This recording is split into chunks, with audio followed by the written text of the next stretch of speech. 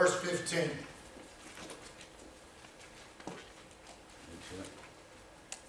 Matthew 22, verse 15.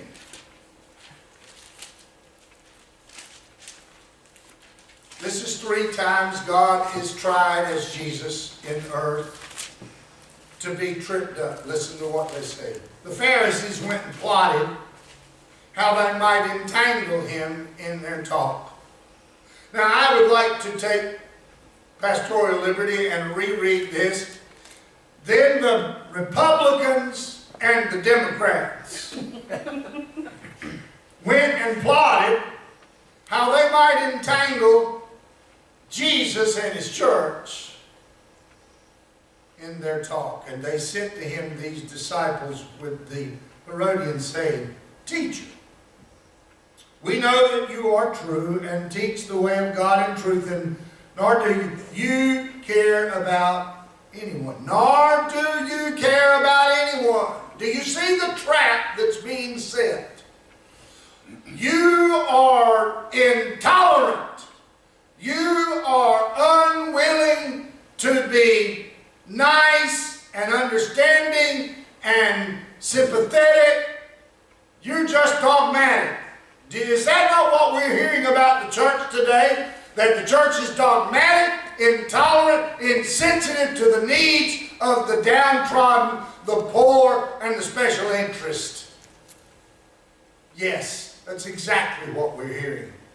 It was a trap then, it's a trap now. Teacher, we know that you are true and teach the way of God in truth, nor do you care about anyone, or do you regard the person of men. Tell us therefore. What do you think? Is it lawful to pay taxes to Caesar or not?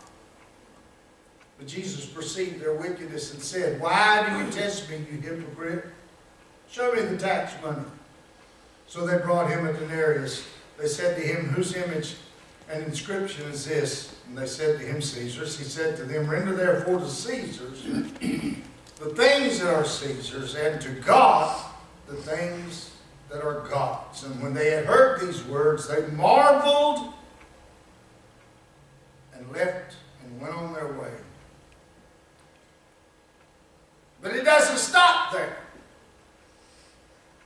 Another group comes. They were called the Sadducees. Pharisees believed in the resurrection of the dead. Sadducees did not. They were 2 opposing political groups within the church community. And they had equal and places on the seats of responsibility in the Sanhedrin. They said, Who say there is no resurrection? Came to him and asked him, saying, Teacher, Moses said that if a man dies having no children, his brother shall marry his wife and raise up offspring for his brother. Now there were with us 7 brothers. The first died after he had married, and having no offspring, left his wife to his brother. Likewise the second, and the third, even to the 7th. Last of all, the woman died also. Therefore in the resurrection, whose wife of the 7 will she be? For they all had her. Jesus answered and said to them, You are mistaken, not knowing the Scriptures, nor the power of God. For in the resurrection there is neither marriage, nor are given in marriage, but are like, and this is very important, are like angels of God in heaven. But concerning the resurrection of the dead, have you not read which was spoken to you by God, saying, I am the God of Abraham, the God of Isaac, the God of Jacob. God is not the God of the dead, but of the living. The multitudes heard this, and they were astonished. Question number 1. Should I pay taxes? Question number 2. Should I live by the law of God in marriage? Question number 3. When the Pharisees heard that he had silenced the Sadducees, they gathered together. Then one of them, a lawyer, asked him a question, testing him, saying, Teacher, what is the great commandment in the law?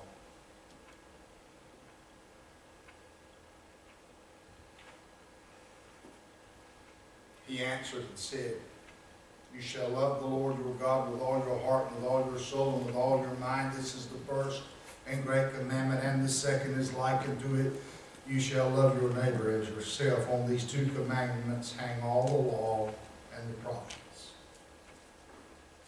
Each form of government is approached. The executive, the judiciary, and the legislative. They're all being approached in this three questions. Because the means and the motive in this is not to get anything about Jesus put forth. It's about putting forth my agenda. Who's the head?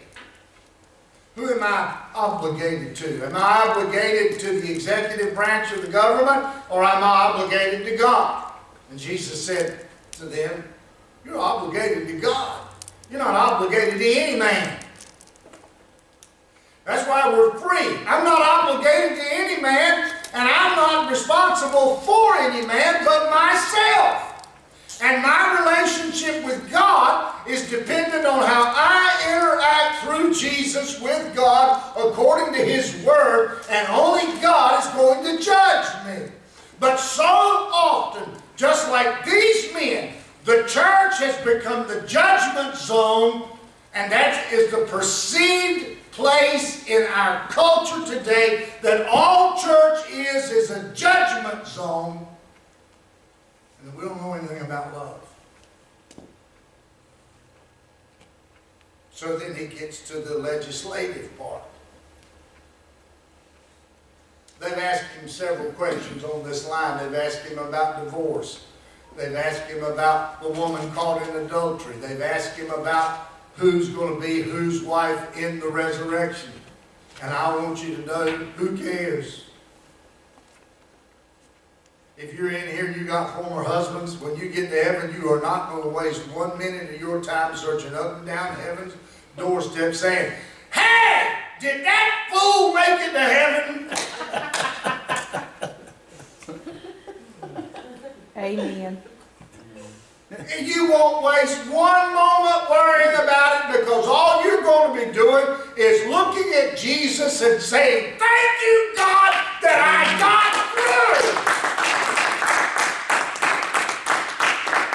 But we waste more time in our culture worrying about who's with whom. There's more information on the Facebook and all of these dating channels about who can get with whom and who will be best situated with whom else. Whatever happened to telling our children, if you will trust the Lord and pray about your mate and what God wants you to have for a boyfriend or a girlfriend, you might find life has a whole lot happier outcome than what you've been trying yourself. Amen. Many approaches the courts. What is justice? What's the greatest commandment? It is at the courts where most of the fall of the American respect and honor for God has come. It has not been out of the executive branch. I really am surprised that they still, every time they have a little talk on the TV, end up, I don't care whether the Democrats or Republicans, they all say these 4 words. God bless America, please.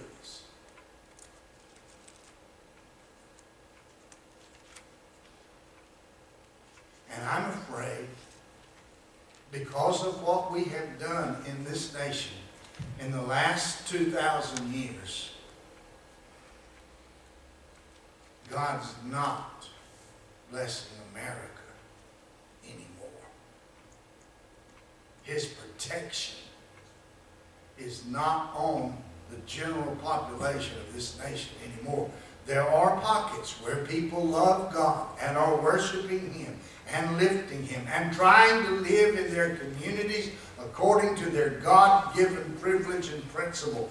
And yet, in every one of them, there is assaults by the ACLU and by all kinds of groups and committees whose one intent is to destroy God's relationship in the classroom, is to destroy God's relationship in the courtroom, is to destroy God's relationship in the legislature and in the executive, and to take the name of God and wipe it out because they don't believe there is a God.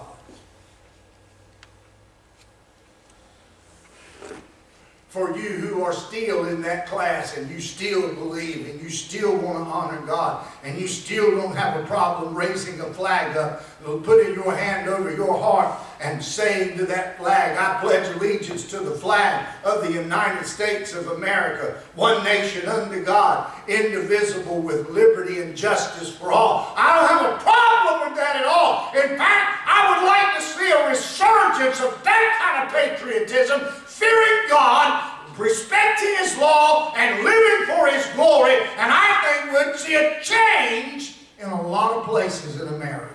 Amen. Well, let's go to the last part.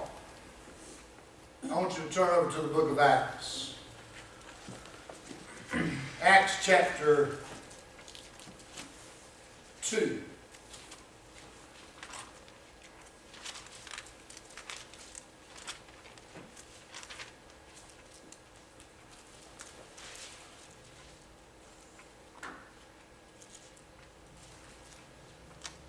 I'm sorry, chapters 4 and part of chapter 5.